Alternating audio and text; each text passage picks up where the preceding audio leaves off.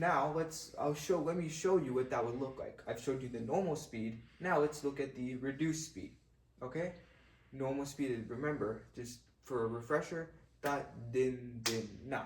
Reduced speed would be da, din, na. You see the difference? You only do one beat that time. That's because it's going twice as slower.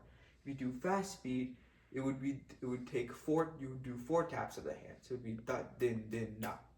Right? You see the difference there? The number of beats you tap with the hand is doubling if you go faster. It's decreasing if it's going slower. But the number of matre is increasing if you reduce and decreasing if you go faster. It's an inverse logic, but I'll explain that more in later videos. But for now, just keep that in mind. Now let's go to the back. Let's go to the back here where we have the binary tree. Just give me a second here. Okay, as you can see here, we have these 5 values distributed in a row: 4, 8, 16, 32, and 64.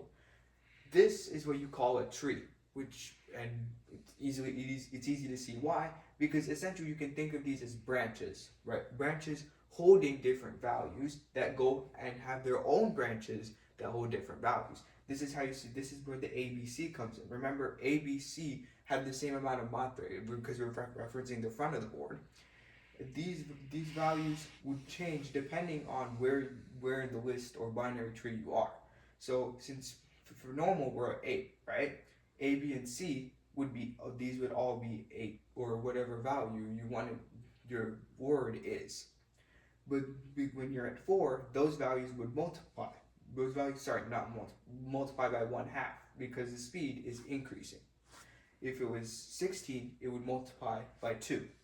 And that logic continues all the way until the list breaks and we have an infinite amount of values. So this is how you can go from Aditalam all the way to thinking about data structures in binary trees.